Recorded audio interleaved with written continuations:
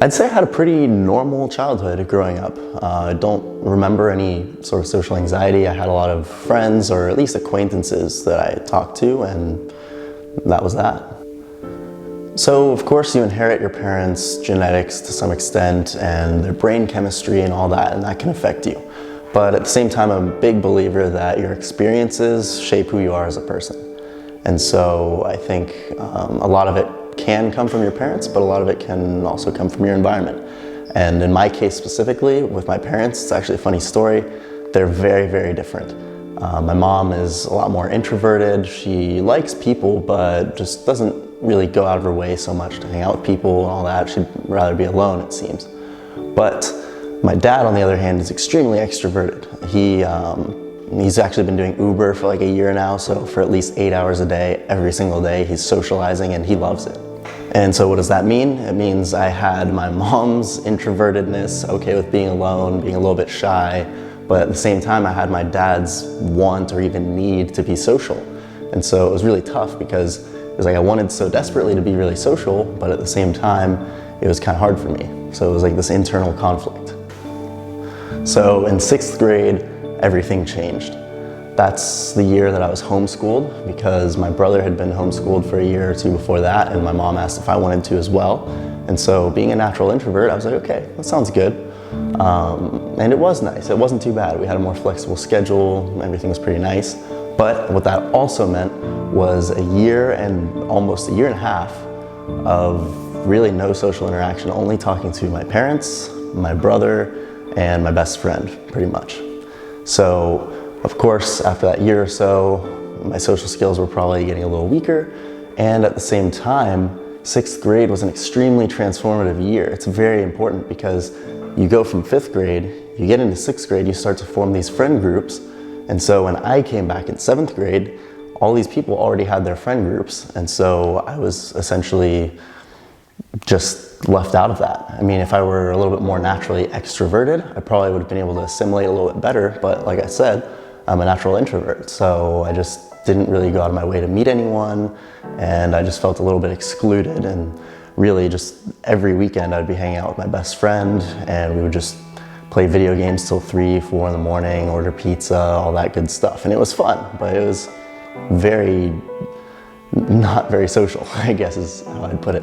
And so, yeah, that meant about 3 years of just no social interaction with pretty much anyone. It was just, like I said, my parents, brother, best friend, and the occasional other friend or two. Well, at first it wasn't exactly a conscious effort. I was kind of thrown into it because I ended up joining the crew team in high school because both my parents are big members of the rowing community and my mom wanted me to try it out. So I tried rowing.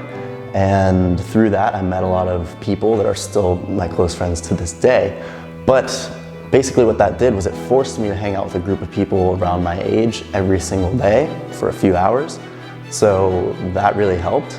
And apart from that, there were 2 main benefits. I had to work out every single day, so I actually started getting in much better shape. And getting in better shape gave me a lot more confidence so that I could go out and talk to people. And secondly, I used to play video games all the time, like I said. But once I joined the crew team, I was practicing every single day. With that on top of homework and everything, I just simply didn't have time for video games anymore. So basically my time was reallocated from being alone or with my best friend playing video games to me always being surrounded by a bunch of people my age and interacting with them. So after those 4 years, by the time I got to college, I had already become quite a bit more social, a little bit more comfortable in social situations, all the way to the point that I joined a fraternity because I wanted the similar experience as I had in high school with the crew team. And so I joined the fraternity, but at that point I was still a little shy. My social anxiety was far from over. I still had zero game in terms of talking to girls. I got super nervous before any sort of class presentation and always preferred to work alone. It was really only my senior year of college when I really started to come out of my shell, because this is when I actually started putting a conscious effort into my personal development. No longer was it just mindlessly going out and kind of socializing but not really knowing what I'm doing. At that point it became, let's figure out exactly how to do this. And the funny thing is, as embarrassing as it is to admit, it all started with one simple Google search. how to talk to girls. Because as I said, I didn't really have any game or whatever. I didn't really know how to talk to girls or really people that well in general. So by doing that, I actually found that a lot of the dating advice out there goes way beyond dating and much more into like personal development, and it's all about becoming a better version of yourself. And so I just ended up using pretty much all my free time to research everything I could about dating advice, about personal development, about just becoming a more social and happy person in general.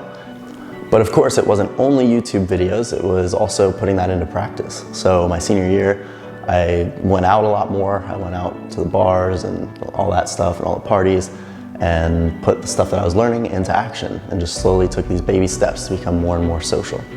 Another huge turning point in terms of me overcoming my social anxiety was my first music festival.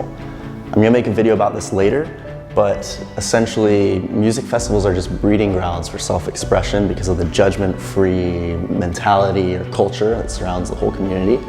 And so that day I really began to peel back all those layers of social conditioning that I had built up over the years and really start to express myself and be the person that I really am. So shout out to Guille for really pushing me outside of my comfort zone and helping me really discover the person that I actually am beneath all this social conditioning that I'd built up over the years. Which actually leads me into another point. If in any way you can, don't go through this alone. If you find someone who has similar values, similar goals, and who will push you to become a better person and to overcome this social anxiety, never let them go. Try to hang out with them as much as possible, because if you do that, you will probably end up pushing yourself more and more than you ever could alone, and it just feels much, much better.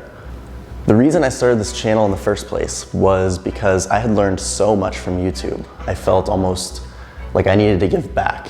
And it's like, I've made it through this because of all the stuff I've learned from YouTube, and so I want to try to condense all that information down to just the most useful stuff and put out that kind of content so that I can hopefully help as many people as possible. If I can have the same effect that YouTube had on me, on just one person, I would feel extremely fulfilled. But like I said, ultimately the goal is to help as many people as possible, so if I can do that, then great.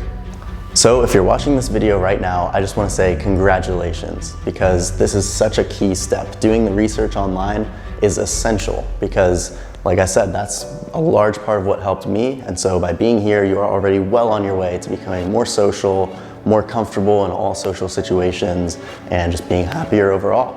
So I just want to wish you the best of luck, and thank you for watching. So that's my story.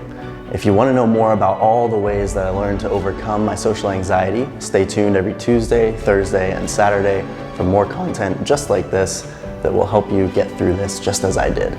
So if you like this video, go ahead and give it a thumbs up. Feel free to share it, do what you gotta do, and I will see you in the next one. Peace.